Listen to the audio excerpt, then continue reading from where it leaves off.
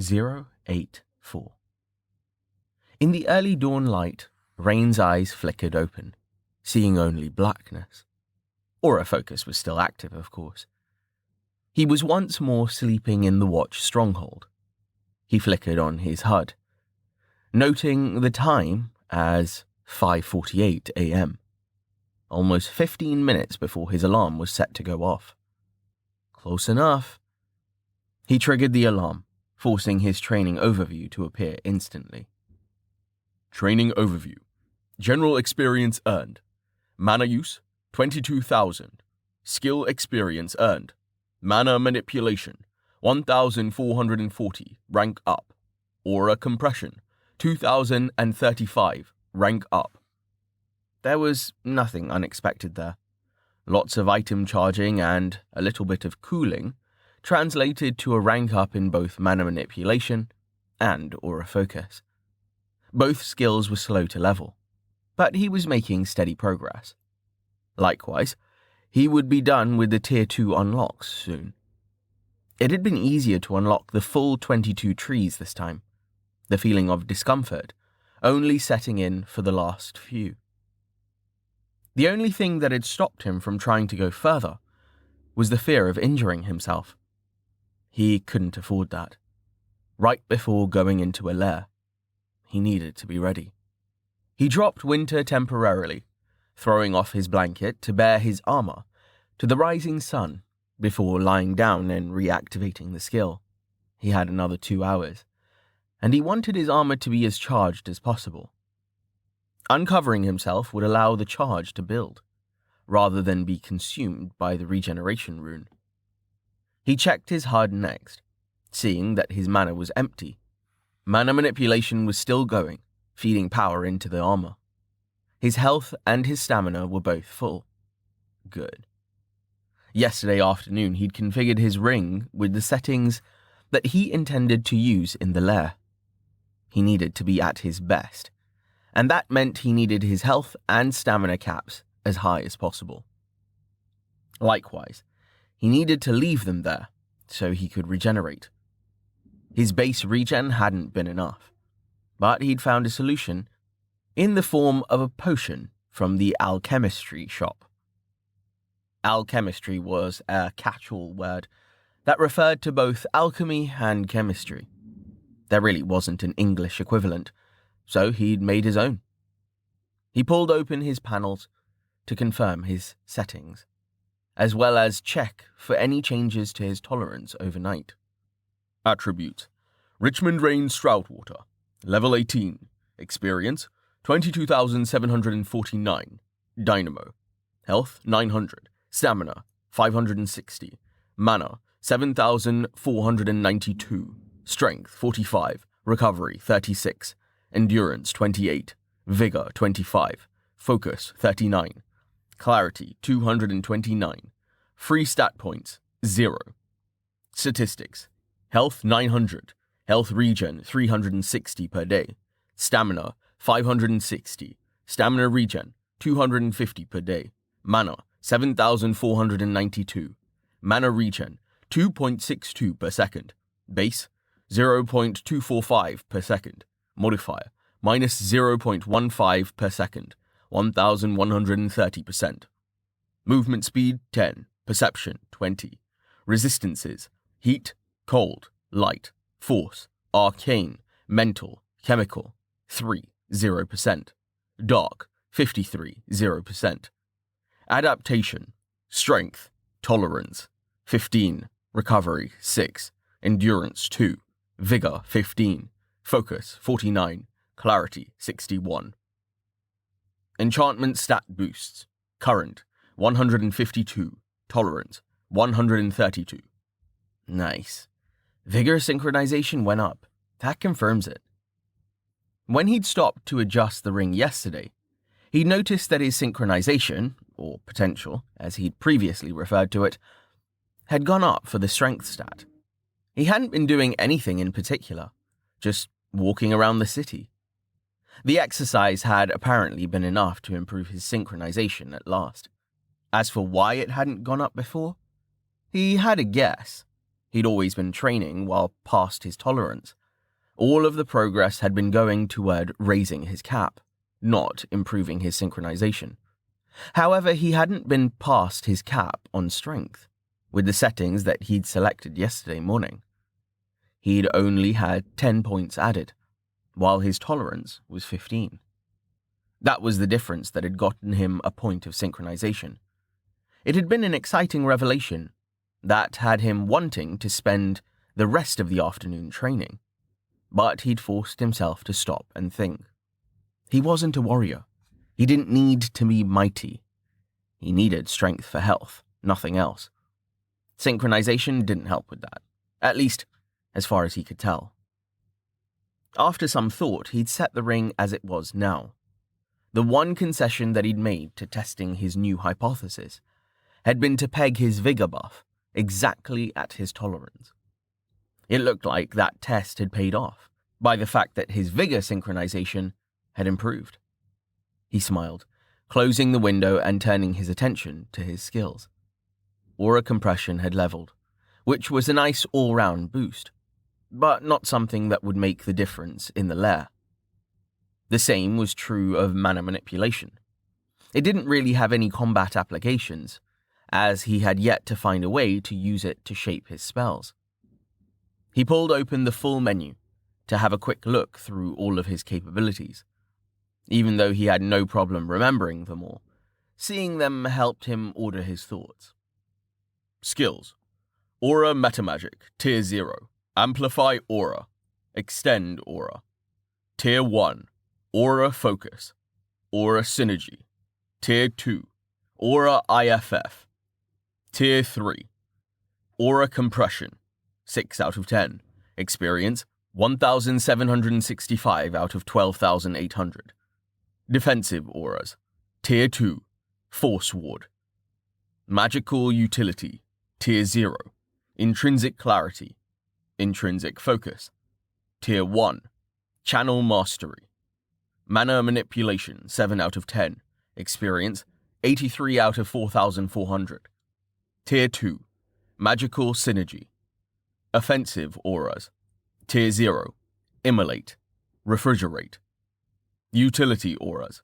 Tier 0. Purify. Winter. Tier 1. Detection. Essence Well. Velocity.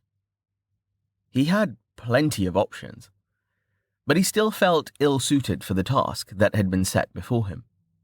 His current build was massively beneficial for mages, but there wouldn't be any mages in the party other than himself.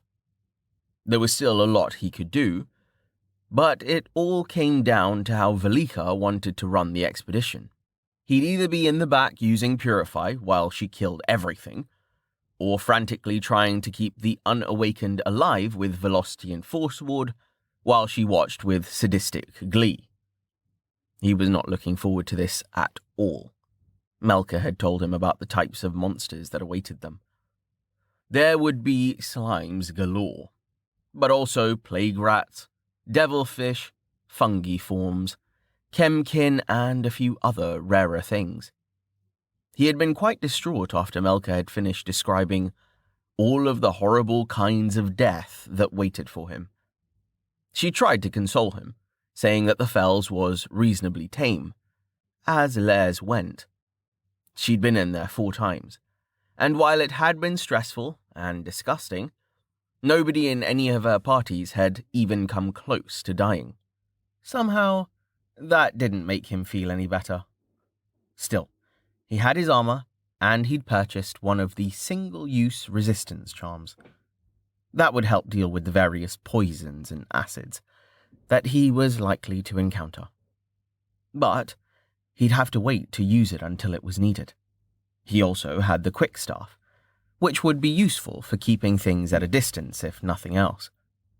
He had no illusions about his ability to use it to kill anything stronger than a slime. But that wasn't why he'd bought it.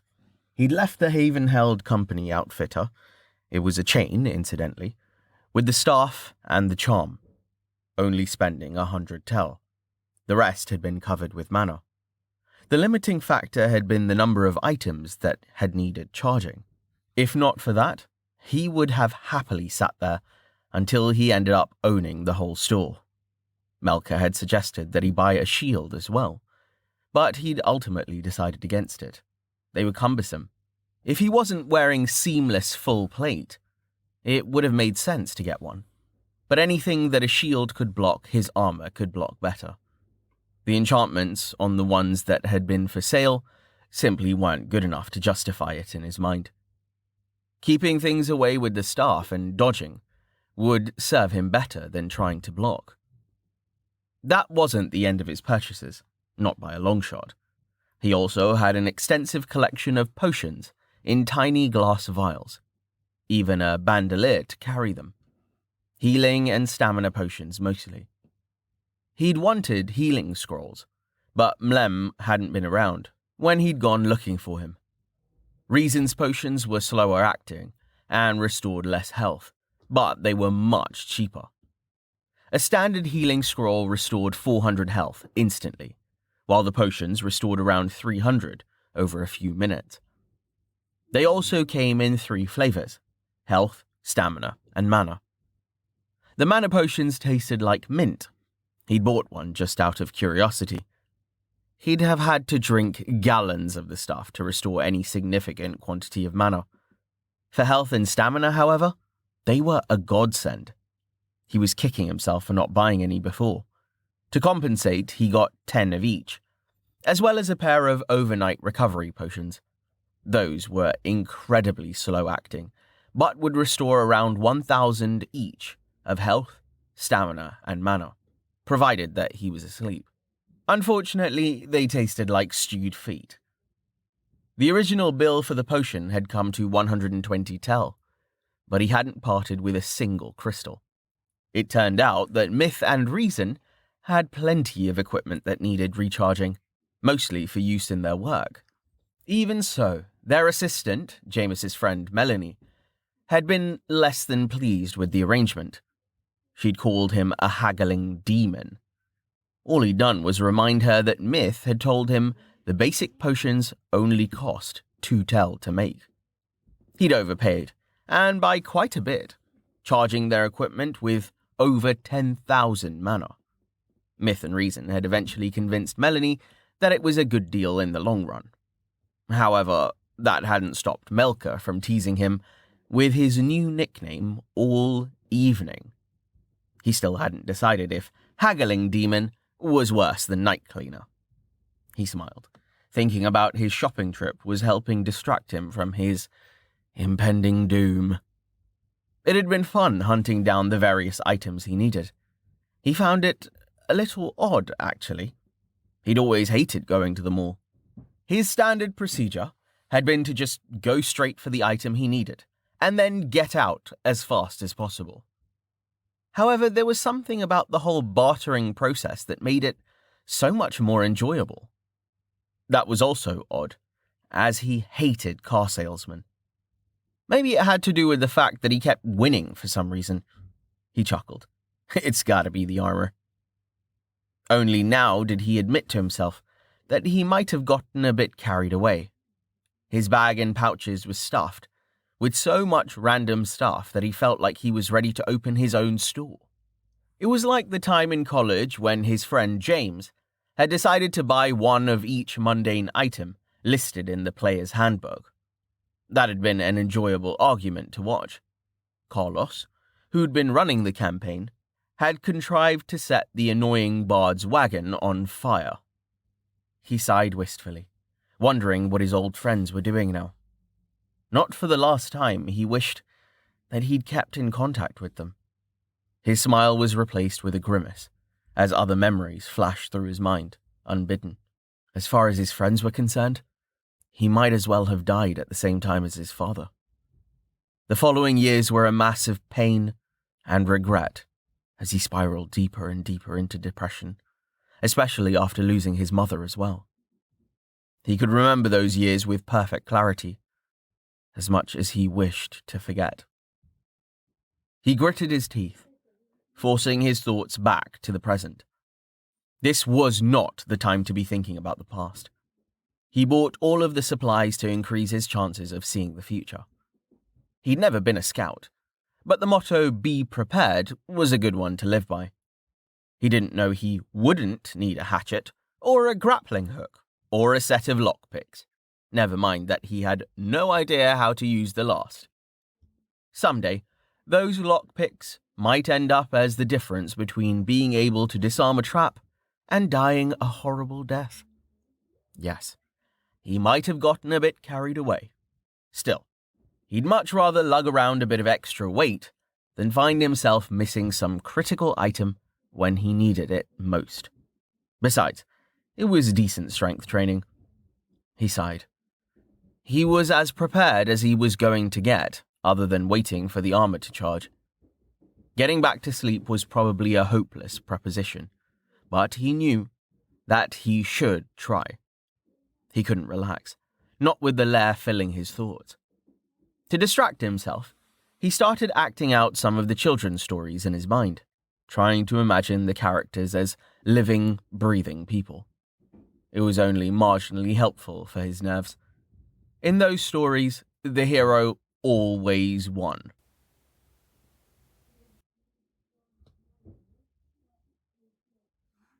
Beneath Fel Sedanis were the sewers. Below one corner of the sewers was a watch stronghold, kept perpetually lit with evertorches. In that stronghold lay the entrance to the fells. The portal was in a large room with a high ceiling, held up by arches made from newly hewn blocks of dark stone. The portal itself was set into the wall, framed with another arch of smaller bricks. Velika looked down on the occupants of the room from her perch. She'd wedged herself between one of the arches and the ceiling in an effort to stay concealed in the shadows. Because of the need to keep the room lit, there weren't many of those to be had.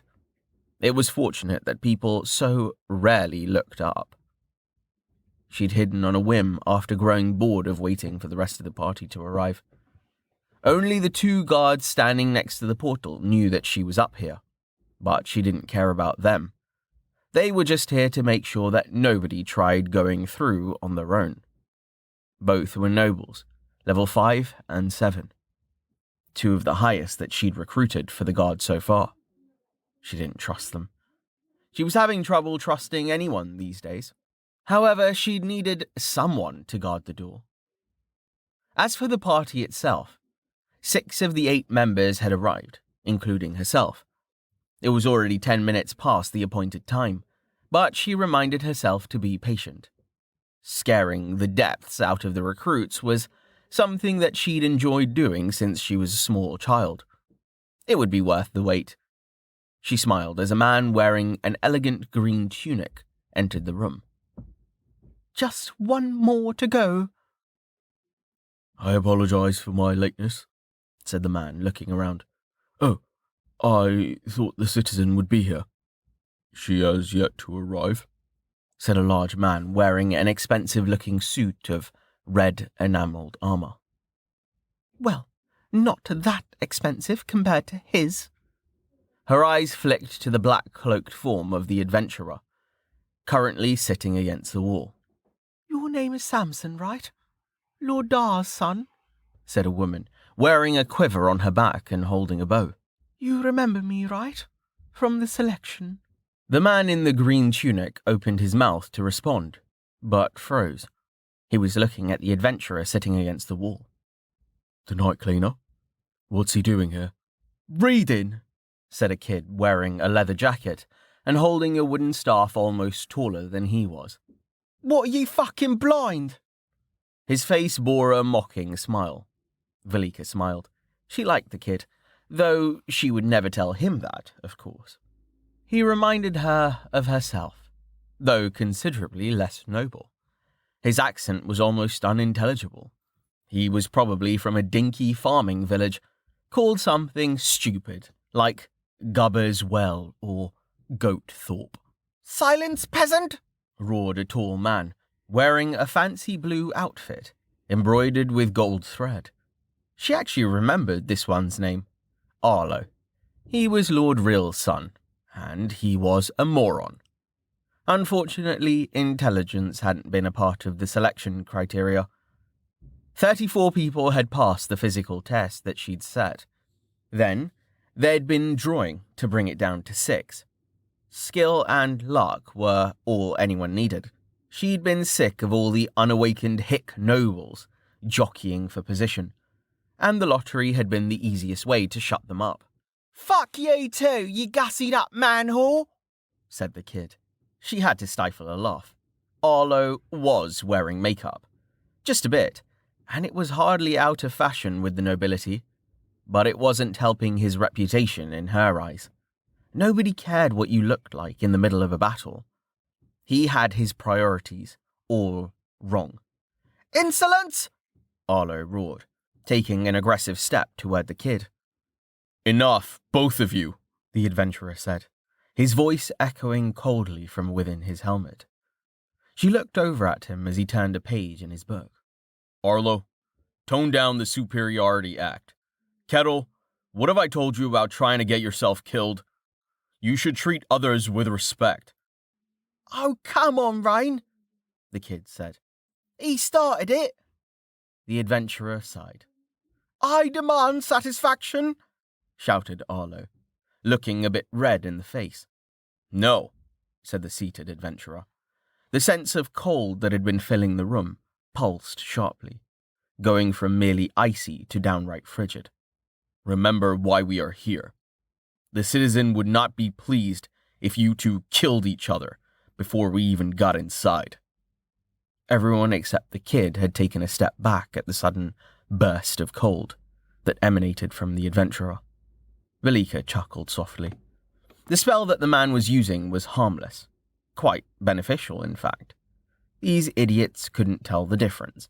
Naturally. It was the same one that he'd been using at the Watch stronghold for the past few nights. Her smile faded, as she once more considered the implications of the Watch's mages being able to recover their mana. "I beat them once, and I can do it again." She turned her head as the last of the lottery winners arrived. A woman, wearing chainmail and wielding a mace and a shield. All of the equipment was flecked with rust. Velika smiled again. "Thank the heavens that it wasn't all noble brats. I'd have lost my mind. I hate spoiled children. It's a damn shame that only she and the kid made it." "Oh, am I the last?" the new woman spoke. "Are we meeting the citizen inside, or—" Velika dropped from the ceiling, pushing off and redirecting herself in midair with airwalk. She landed lightly behind the woman, a grin on her face. Collective gasps of alarm filled the room, as people reacted to her sudden arrival. The woman she'd landed behind whirled, grabbing her mace in one smooth motion and whipping it at Velika's face. She stepped back, dodging effortlessly, then pushed the overbalanced woman, sending her toppling to the ground. The reactions were marvelous to behold. Even the 2 guards at the barrier looked startled, despite knowing that she'd been there. There was one exception, however. The seated adventurer didn't seem fazed at all. He looked up calmly after a moment, closing his book. Velika chuckled. "Not bad," she said. "I'd give it a 6 out of 10. Good instinct." She nodded to the woman, then looked around the room again. "Still, nobody wet themselves. I think I'm losing my touch." "My lady citizen," Arlo said, dropping to one knee. "It is an honor to be startled by you. Your beauty is as shocking as your—" "Shut the fuck up," she thundered, cutting him off. She turned her glare back on the woman sprawled on the ground in front of her. "Why were you so late?" The woman scrambled to her feet, bowing awkwardly. "Apology, citizen. I was delayed by the guards at the door." The woman struggled to catch her breath. "They insisted that I prove I had won the lottery, then refused to accept my token when I showed it to them." Velika frowned. "Their names? Simon Stombrook and Lalo Warmachard, lady citizen. And yours?" "Brega, lady citizen. And how did you get past them, Brega?" Velika asked mildly. begging the citizens' pardon. I know that they are in your employ as well, but I sort of knocked them out." Velika laughed. "Good, they deserved it. I won't have anyone looking down on someone who's earned their place." Her eyes flicked to Kettle. Then she turned and glared at Arlo, hoping that the message would make it through his thick skull. "If not, I will educate him. I'd kick his ass out right now. But I need his father, unfortunately." She stifled a sigh and turned her attention to the adventurer, who had gotten to his feet while she'd been talking. He inclined his head to her but said nothing. "Does he never take the armor off? Who reads while wearing a helmet?" She smiled. "You didn't react when I made my entrance," she said. "You knew I was there?" He nodded. "And yet you said nothing. Why?" He hesitated for a second, then shrugged. "I didn't think you'd want me to spoil your fun." Velika smiled and clapped her hand on the adventurer's armored shoulder. "Good thinking. I'd have had to hurt you if you ruined it." "Oh shit. Oh fuck. Oh shit. Oh fuck." It was all Rain could do not to flinch away from Velika's hand. Her pat on the shoulder had felt like getting swatted by a bear. He'd only managed to remain standing, thanks to the fact that he'd already been holding himself rigid. Her movement had been unnaturally fast, and by the time he realized it was happening, her hand was already there, uncomfortably close to his neck. "Well," Velika said, releasing him and turning to look at the rest of the group. "now that we're all acquainted, let's get on with it, shall we?" Rain resisted the urge to slump down in relief. He'd been doing his best to project an air of confidence, even going as far as pretending to read. It was the plan he'd come up with to ensure that the others, Arlo in particular, listened to him. He needed them to see him as a competent and experienced adventurer, so they would follow his commands. If they saw how terrified he was feeling, they'd never respect him, and that could get them killed. "I'm ready, Citizen Sedanus," Arlo said. "It will be my great honor to be first through the barrier." Rain shook his head, trying to relax. "Oh my god, he's such a tool." Velika laughed. "No way. He's first. In fact, he's in charge." Rain paled. She was pointing directly at him. He began, then quickly remembered that he was pretending to be unflappable. He cleared his throat and started again. "Citizen Sedanus, I assumed that you would lead us." Velika shook her head. "No, I'm coming with you to make sure none of you idiots die. The members of my guard need to learn how to do things for themselves.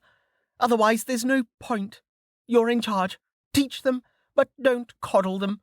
I don't want you just killing everything yourself. Oh, and if you kill a blue without making sure they get the credit, I'll feed you to your armor. Don't fuck up." "Fuck," he nodded slowly. "As you command, Citizen Sedanus." Arlo stepped forward. "Citizen Sedanus, as a future leader of your guard, wouldn't you prefer that I—" Velika slapped him with the back of her hand. Hard. Actually, it was more like the entire backside of her forearm. He crumpled as if his legs had been cut out from under him. "I told you to shut the fuck up," she said, rolling him over with her boot. Shit. Is he dead? Arlo's eyes flickered. Then he groaned. Rain let out the breath he'd been holding. Fucking idiot. How am I supposed to keep you alive if you keep pissing her off? "Ha! Take that, noble shithead," said Kettle. Rain closed his eyes. Oh my god, Kettle. It isn't just Arlo. They're all dead. "Someone get him up," said Velika. "If he can't stand after that, he's got no place in my guard." Kettle offered Arlo a hand, still grinning, but Arlo slapped it away, hauling himself to his feet on his own. He looked unsteady, a trickle of blood running from his mouth. Rain frowned. Well, looks like he's okay. She must have held back. Still, He shook his head, looking away from the citizen. She had started to tap her foot. Well, I guess I'm head moron then. I'd better get started before she gets annoyed with me, too. A few people were watching him, waiting. Confidence is key. He cleared his throat, getting the attention of the rest. Attention, please. If I'm going to be in charge of this disaster, I'd like to make some things clear. If I tell you to do something, you do it. Asking why is fine, but do the thing first. Once we're in there, we're in real danger. Lairs are not to be underestimated. Ever. He gestured to himself, then Velika. Do not rely on us to save you. I have some experience, but this will be dangerous, even for me. He paused, gauging their reactions. They were paying attention, other than Arlo, who was busy struggling with the stopper of a healing potion. That was good. It looked like his act was working. If only I could get my hands to stop trembling. He took a deep breath, trying to decide what was the most important. He thought back and smiled. It is safe to assume that none of you, other than the citizen, have been in a lair before. There are some things you should know. This, he indicated the sickly green wall of magic, is the barrier. Once we go past here, we'll be in the lair. The first thing you'll notice is the party display. You'll be able to see the health, stamina, and mana of your party members. It looked like the man in the red armor wanted to ask a question. Rain's smile widened into a grin. Déjà vu. He raised a hand to forestall him. Not the actual number, just how much they have relative to their cap. You'll still be able to see it, even if you split up. If someone's name disappears, it means they left the lair. If someone's health drops to 0, it does not mean they are dead. Do not make that mistake. It may still be possible to save them. If they are down but still alive, don't try to move them. Use a scroll or a potion. I won't get hurt, said Arlo, tucking the empty potion bottle away. This will be easy. Rain's grin widened. And the part of Val will be played by... He cleared his throat. As I already said, do not underestimate a lair. He walked over to the barrier, motioning the guard to stand aside, then placing his hand against it. He focused as he did so, holding the common numerals in his mind. As he'd expected, the 11 that appeared on the barrier was written using the correct symbols for the others to understand. He turned to face them again, keeping his hand on the magical barrier. This is the lair's rank. Use it as a guide. Never enter a lair with a higher rank than the average level of your party, and never enter a lair alone. He paused, doing some quick math. Velika is 50 or more, so we're probably a bit under. Shit. He shook his head, then continued reciting. Don't assume that the lair's rank is that of the highest monster you can find inside. It is not. Watch your position and be careful about friendly fire. Use the... Aren't you being a bit dramatic? Arlo interrupted. Rather than feeling offended, Rain grinned. Holy shit, this is uncanny. It's like he knows the script. A little earlier with the interruption there, but still. I am not being dramatic, he said.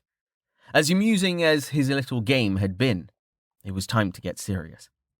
I don't care how hard you've trained or how good your equipment is. There's things in there that will kill you without even giving you a chance to fight back. If you do not use caution, you will die.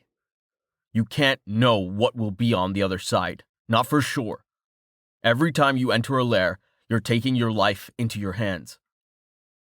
Okay, that's enough, Velika said. You are being dramatic. Get in there, windbag. Make sure it's safe, then deal with the stench and signal us to follow. Rain winced. Damn it. He stood debating whether it was worth arguing the point. At last he nodded. Very well. He turned to face the barrier. Oddly, all of this pretending to not be afraid was actually helping. He hadn't been sure. that he'd be able to walk through the portal at all. But as he strode toward it, his mind took on a crystal clarity. He focused, activating Force Ward to give himself total resistance to physical damage. "I'm afraid, but I'm the master of my fear." He stepped through, tensing as the green light slithered over him. "The Fells. Rank 11. 98%. Party?" The light faded, revealing that he was inside a stone building, lit with an eerie green glow. This was the temple. The watch had names for all of the lair's various areas. He'd been expecting the stench of the swamp, but the first thing to strike him was the heat. It was like a sauna. The air uncomfortably hot and wet, as it crawled in through the seams of his armor. Had he not already been sweating from nerves, he would have started immediately. Fel Sedanis was still hot, even with both him and Maharia working on the problem. But the Fells was on a completely different level. And there's the smell. Not as bad as I expected, honestly. He pushed the thought aside, continuing to scan the room for danger. He didn't see anything, so he switched to detection. His first pulse returned nothing, so he repeated it, this time as a nova. Still nothing. He felt himself start to relax, then cursed. "I can't trust it. I don't know if anything in here is capable of blocking detection. It's not likely, but still." He looked up to make sure nothing was lurking on the ceiling, then scanned for traps with detection. Again, finding nothing. Again, that doesn't mean shit. He stepped forward, ready to jump back in an instant, should he trigger something that detection had failed to find. Nothing happened, so he slowly worked his way into the center of the room. The portal was set into the wall behind him, and he could see an arch at the other end of the room exiting to the swamp. A greenish light was filtering in, as if from the sun, even though they were deep underground. Damn magical bullshit. He took one last look around, then stopped his pulses of detection, activating Purify instead. The faint white light slowly spread out to fill the room. Now that's odd. The smell wasn't fading. Typically, even 1% of Purify was more than enough to deal with any sort of gaseous contaminant. He cranked up the power to 2%, then frowned. It wasn't working. "Damn it," he muttered under his breath, bringing it up to 5%. As he did so, he felt a sensation of resistance in his mind. It wasn't unlike how he felt when he was trying to convince the system to add a new panel, though not quite the same. It's like the lair is fighting me somehow. Damn it. That makes sense. The darkness layer killed light after all. Val's spell wasn't affected though, probably because it is light aspect. It could fight back. He grinned. Well then, I'm fighting back too. Purify is the best spell ever, and it is purpose-built for this kind of thing. Nova! The white light blasted out from him in a shell. He smiled as his senses returned, the stench having been erased as if it had never been. The entire room was immaculate. The lichen that had been speckling the stone scoured free and banished to the void. He followed it up with a pulse of refrigerate, bringing the temperature down to something a bit more reasonable. Unfortunately, the resulting wind just brought more heat and stench with it from the door leading outside. He sighed. Damn. He activated Purify again, playing with the intensity until he found an equilibrium, at around 15% power. The spell started winning out over the lair's chemical aspect. He pulled open his interface to verify the mana usage. If he was going to maintain this indefinitely, he needed to make sure that it wouldn't drain him dry. Citizen Sedanis would just have to deal with the smell, if that was the case. It honestly wasn't that bad. He wasn't about to go walking through a lair without mana, just because it smelled a bit earthy. Purify, 10 out of 10. Purify poison, corruption, and contamination. Range, 18 meters. Cost, 15 MP per minute. Statistics.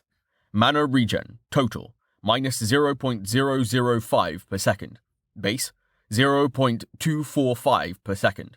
Modifier, minus 0.25 per second, 100%. Damn, just a bit too much. I'm not going to be able to keep this going. I'll have to try to convince Velika to... Hey, wait a damn minute here. The mana siphon is gone. The lair must be blocking it. Cool. The Magistral have some limits after all. I got tired of waiting, but it looks like you're done anyway. Nice work, a voice said behind him. He jumped, whirling to see that Velika was staring at him. She laughed. Weren't you just telling all of us not to get distracted in a lair? He sighed, then shook his head. Damn it, she's right. He closed out his menus, returning to watching the door. I'm not going to be able to maintain this indefinitely, he said, without looking back. The siphon can't cross the boundary barrier, but even so, my magic isn't strong enough to hold back the lair's influence, without spending more mana than I regenerate. Pathetic, Velika said with a sigh. Fine, you can stop. A little stench won't hurt us, and I've been through much worse. Save it for cleaning off the monster guts. That's the real reason you're here anyway. Chemical lairs are the worst. Rain nodded, deactivating the spell. He could hear the others following them through the portal, as the smell of the swamp slowly filtered back in from the open door.